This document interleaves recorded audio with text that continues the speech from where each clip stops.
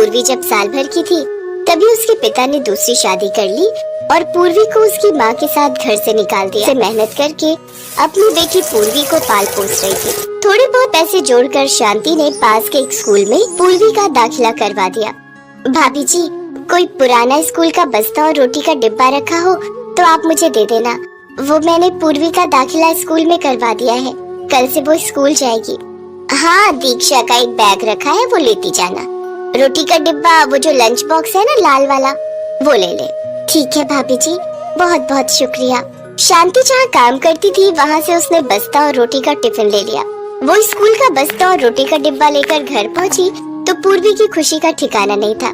माँ, ये मेरा स्कूल बैग है, अब मैं भी स्कूल पढ़ने जाऊंगी, बहुत मजा आएगा। पता है माँ, शीतल बता रही थी जब इंटरवल होता है ना तो सब बच्चे खाना खाते हैं, फिर एक साथ खेलते हैं, खूब मजा आता है। सब बच्चे रोजाना अच्छा अच्छा खाना लाते हैं, आप मुझे भी अच्छा अच्छा खाना देना। पूर्वी के चेहरे पर खुशी देखकर शांति बहुत खुश थी, पर वो जानती थी कि वो अच्छा अच्छा खाना अपनी बेटी को नहीं दे सकती। वो तो जो रूखा सूखा बनाती है वही उसके टिफिन बॉक्स में दे सकती है। अगले दिन शांति पूर्वी के लंच बॉक्स में रोटी और थोड़ी सी सब्जी रख देती है। पूर्वी स्कूल पहुंचती अच्छा अच्छा खाना खा रहे थे। पूर्वी, चल लंच करते हैं, इंटरवल हो गया है। हाँ ठीक है, चल। शीतल, आज तू क्या लाई है लंच में? आज मैं सैंडविच लाई हूँ, और तू क्या लाई है? मेरा तो आज पुलाव खाने का मन था तो मम्मी ने आज पुलाव बना कर दिया है। और पूर्वी, तू क्या लाई है? अरे तू तो रोटी सब्जी लाई है, वो भी थोड़ी थोड़ी है, ये कोई लंच थोड़ी होता।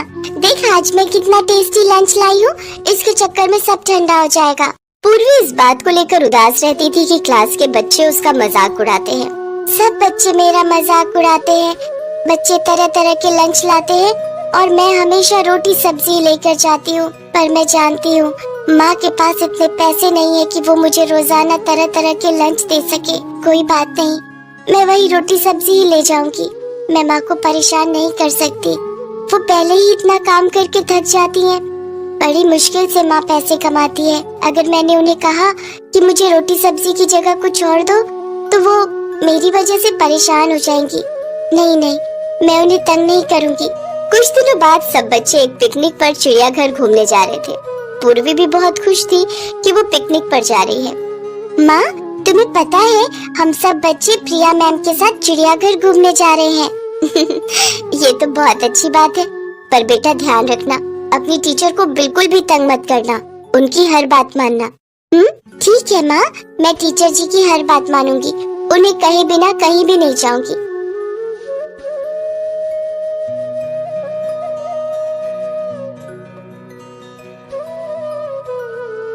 स्कूल की बस खराब हो गई। स्कूल की एक और बस आगे निकल गई थी। ड्राइवर मैकेनिक को लेने के लिए चला। बस में बैठे सभी बच्चों को भूख लगी और वो अपना अपना लाया हुआ लंच खाने लगे। पूर्वी ने अपना टिफिन खोला तो उसमें रोटी और सब्जी थी। पूर्वी जैसे ही अपनी रोटी सब्जी खाने लगी तभी उसने देखा कि उसकी टीचर के पास लंच है ही नहीं, वो ऐसे ही बैठी हुई है। मैम जी, आप लंच नहीं खा रहे? नहीं बेटा, बच्चों को बस में बिठाने के चक्कर में मेरा लंच वाला थैला मैं चिड़ियाघर में ही भूल आई। अब तो हम बहुत आगे निकल आए हैं और बस भी खराब हो गई है, इस वजह से मैं वापस जाकर ला भी नहीं सकती थी। कोई बात नहीं, तुम खाओ, जब हम स्कूल पहुंच जाएंगे तब मैं कुछ खा लूंगी। बच्चों, सब अपना अपना लंच करो। सब बच्चे आपस में मस्ती करते हुए अपना अपना लंच कर चुके थे। बच्चे नींद में थे तो सब बस में ही सो गए। ड्राइवर मैकेनिक को ले आया था। मैकेनिक बस को ठीक कर रहा था। भैया, अभी बस ठीक होने में कितना समय लगेगा? मैडम जी, अभी 1 घंटा और लग जाएगा, बाकी कोशिश कर रहे हैं थोड़ी जल्दी हो जाए। अगर 1 घंटा ठीक होने में लगा तो हमें स्कूल पहुंचते पहुंचते 2 घंटे तो मान कर चलो, शाम के 7 बजे जाएंगे। प्रिंसिपल मैडम को फोन कर देती हूँ, वो चिंता कर रही होंगी। अब तो मुझे भूख भी लगाई है, यहाँ आसपास तो सुनसान है, कुछ भी खाने को नहीं मिलेगा। अरे पूर्वी बेटा, सब बच्चे सो गए, तुम्हें नींद नहीं आई? थोड़ी देर सो जाओ। अरे तुमने लंच नहीं किया? मैडम जी, आपने भी तो कुछ नहीं खाया, इसीलिए मैंने लंच अभी तक खोला ही नहीं। आप मेरे लंच में से थोड़ा खा लो। कितनी प्यारी बच्ची है, मेरे पीछे इसने कुछ भी नहीं खाया, इसके में से थोड़ा सा खा लेती हूँ ताकि ये भी खा ले। लाओ पूर्वी, मुझे दो, मैं थोड़ा खा लेती हूँ। क्या हुआ, लाओ। मैडम जी, मेरे पास ये रोटी सब्जी ही है, बाकी बच्चों की तरह अच्छा अच्छा खाना नहीं है। माँ कहती है जब हमारे पास बहुत सारे पैसे होंगे तब वो अच्छा अच्छा खाना लाएंगी। पूर्वी बेटा, खाना सभी अच्छा होता है, रोटी सब्जी तो और भी अच्छी होती है। अरे वाह, आलू की सब्जी और साथ में रोटी। मुझे तो भूख से रुका ही नहीं जा रहा। मैं तो पूरी रोटी खाऊंगी। मासूम पूर्वी की भोली बातें सुनकर टीचर भी भावुक हो जाती है। वो पूर्वी के लंच में से एक रोटी और सब्जी खाती है। पूर्वी बहुत खुश थी। कुछ देर बाद बस ठीक हो जाती है। सब लोग स्कूल पहुंचते हैं। अगले दिन पूर्वी स्कूल पहुंचती है तो उसके लंच बॉक्स में वही रोटी सब्जी थी। सब बच्चे फिर उस पर हंसने लगे। तभी पूर्वी की टीचर उसे अपने पास बुलाती है। पूर्वी, तुम्हारी रोटी सब्जी मुझे बहुत अच्छी लगी थी। क्या आज भी मैं तुम्हारा लंच खा सकती हूँ? जी मैम, ये लीजिए। अरे, अगर तुमने मुझे ये टिफिन दे दिया तो फिर तुम क्या खाओगी? कोई बात नहीं मैम जी, मैं घर जाकर खा लूंगी। ऐसे कैसे? एक काम करो, आज तुम मेरा लंच खा लो, ठीक है? मैम पूर्वी को अपना लंच दे रही है। हाँ, वही मैं देख रही हूँ। मैम अपना लंच कभी किसी को नहीं देती। हमसे तो उन्होंने कभी भी लंच शेयर नहीं किया। आपका लंच मैम जी? हाँ, वो आज मैंने घर पर बर्गर बनाए थे, पर मुझे तुम्हारी रोटी सब्जी इतनी पसंद आई थी कि मुझे लगा कि ये बर्गर अगर तुम खा लो और मैं तुम्हारी रोटी सब्जी। तुम्हें बर्गर पसंद है ना? बर्गर? वो तो मैंने कभी खाई ही नहीं मैम जी। थैंक यू मैम जी। पूर्वी की टीचर प्रिया जानती थी कि पूर्वी एक गरीब बच्ची है। वो जानती थी कि पूर्वी की माँ के पास इतने पैसे नहीं है कि वो पूर्वी को तरह तरह के व्यंजन बनाकर और खरीद कर खिला सके। इसीलिए प्रिया बहाने से पूर्वी के लिए बर्गर लाई थी ताकि पूर्वी के चेहरे पर एक नया लंच देखकर खुशी आ सके। और यही हुआ। जब पूर्वी ने टिफिन खोला तो उसमें दो बहुत ही टेस्टी बर्गर पैक किए हुए थे। पूर्वी को बर्गर खाते हुए जो खुशी मिल रही थी, उस खुशी को देखकर टीचर प्रिया की आंखें भी थोड़ी नम हो गई। टीचर प्रिया पूर्वी के लिए तरह तरह के खाने पीने की चीजें लाती रहती थी। एक छोटी सी प्यारी मासूम बच्ची का दिल कितना बड़ा है, ये बात प्रिया को उस दिन बस में समझ आ गई थी।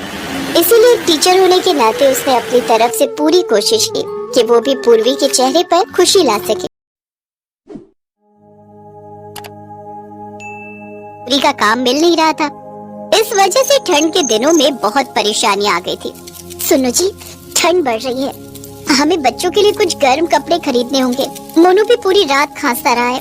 पतला कंबल ओढ़ते हैं बच्चे, तभी से ठंड लग गई। ये स्वेटर जो मैं लेकर आया था वो पहना कर सुला दिया करो सुनीता। वही तो पहना रखा था, रोजाना खेलते हुए पहने रहता है।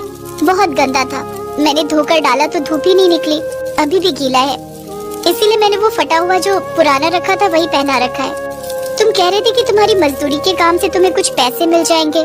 मैं सोच रही थी कुछ कपड़े खरीद ले। रोजाना ही जा रहा हूँ कि कोई काम मिल जाए, पर कुछ देर की मजदूरी से इतनी जल्दी इतने पैसे जुटाना बहुत मुश्किल है। जो मिलेंगे उन पैसों से थोड़े दाल चावल और आटा खरीद लाऊंगा। कम से कम बच्चे तो भूखे नहीं रहेंगे। मुझे नहीं पता कि हम कपड़े कैसे खरीदेंगे। मुझे कुछ समझ नहीं आ रहा है। अगले दिन सुनीता अपना स्वेटर अपने बेटे को पहना देती है और एक पतली सी साड़ी पहनकर एक शॉल में लिपटी मजदूरी के काम के लिए जाती है।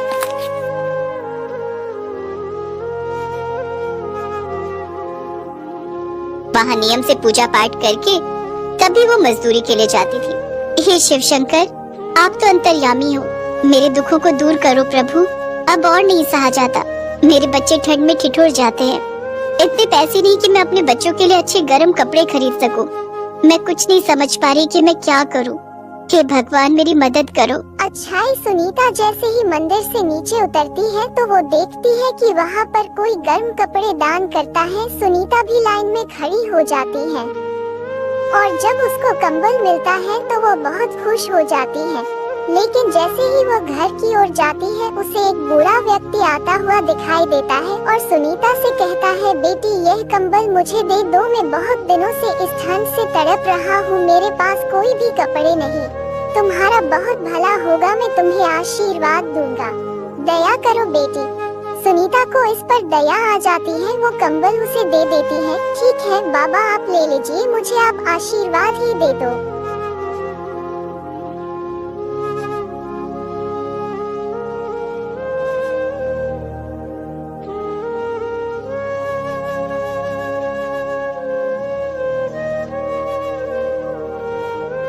किशोर भी घर पहुंच चुका था। उस दिन उसे भी कोई काम नहीं मिला। एक कंबल मिला, वो भी इतनी देर लाइन में लगने के बाद, और वो भिखारी को दे दिया। और उसके बाद देख, अब तेरी नौकरी भी चली गई। तू अगर देर से न जाती तो आज तेरी भी नौकरी न जाती। न मेरे पास नौकरी है न तेरे पास। क्या मिला? भगवान शिव ने तुझे भक्ति का क्या ही फल दिया। आज देख, हम भूखे सो रहे हैं। वो बूढ़े बाबा चल नहीं पाते थे, इसीलिए मैंने कंबल उन्हें दे दिया। कोई बात नहीं, शायद वो उन्हीं की किस्मत का था। मुझे विश्वास है कि भगवान शिव हमारी मदद जरूर करेंगे। अच्छा दो कौन हो भाई जी? मैं कंबल बेचने वाला हूँ। रात बहुत हो गई है और मेरे पास खाना बनाने का सारा सामान है, लेकिन आग जैसी कोई सुविधा नहीं है। यदि आप थोड़ी दया करें और मेरा खाना बनवा दे तो बड़ी दया होगी। मैं सवेरे से भूखा हूँ।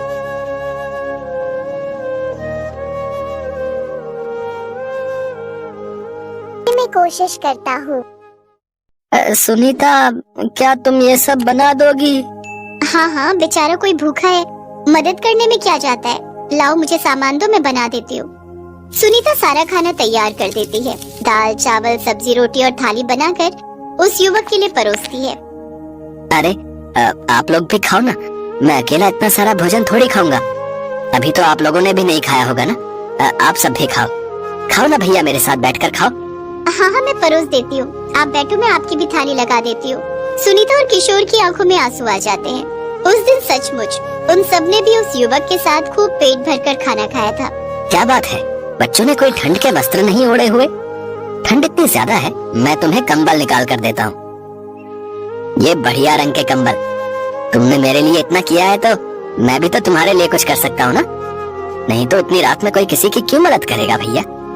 एक काम करो, ये सारे कंबल मैं तुम्हें ही दे देता हूँ। मेरे पास तो घर पर बहुत कंबल है। वैसे भी मुझे घर ही जाना है। इतनी रात में गठरी लेकर जाऊंगा तो सही नहीं रहेगा। ये सारे कंबल और कुछ गर्म कपड़े तुम ही रख लो। समझना, भगवान शिव का आशीर्वाद है। सुनीता और किशोर की आंखों में आंसू आ जाते हैं। वो युवक गर्म कपड़ों की गठरी रखकर मुस्कुराता हुआ चला जाता है। किशोर जैसे ही गठरी खोलता है, सुनीता हैरान रह जाती है। अरे, इन सब कपड़ों में ये तो वही कंबल है जो मैंने उन बूढ़े बाबा को दिया था। आज सुबह ही तो दिया था। मैं इस कंबल को अच्छे से पहचान सकती हूँ। देखो ना, ये सारे कंबल एक से हैं, पर ये कंबल बिल्कुल अलग है। मैं इस कंबल को पहचान सकती हूँ। सुनो, वो कोई साधारण युवक नहीं था, वो जरूर भगवान शिव थे। हाँ हाँ, वही थे। क्या ये तुम क्या कह रही हो सुनीता? भगवान शिव? मैं भी कितना गलत था। मैंने न जाने गुस्से में भगवान शिव को क्या क्या कह दिया।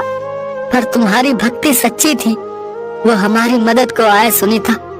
देखा, उन्होंने हमारे साथ बैठकर खाना खाया। उन्हें पता था कि हम भूखे हैं, हमारे पास गर्म कपड़े नहीं हैं। उन्होंने तो इतने सारे कपड़े और कंबल हमें दे दिए।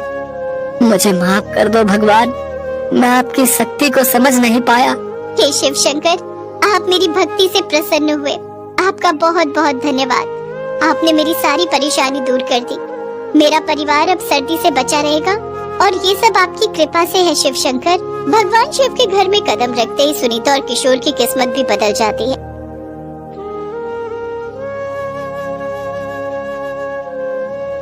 शिव जी की कृपा से उनके जीवन के सारे दुख दूर